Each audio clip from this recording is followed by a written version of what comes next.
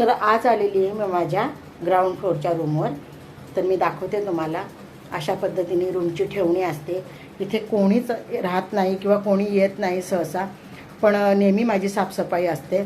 आणि इथे हॉलमध्येच मी एक छोटासा किचन काढलेला आहे आणि त्याला पार्टिशन असावं म्हणून असे हे पडदे लावलेले आहेत. आता ते पडदे मी बाजूला केलेले आहेत. ते बघा, असं किचन आहे.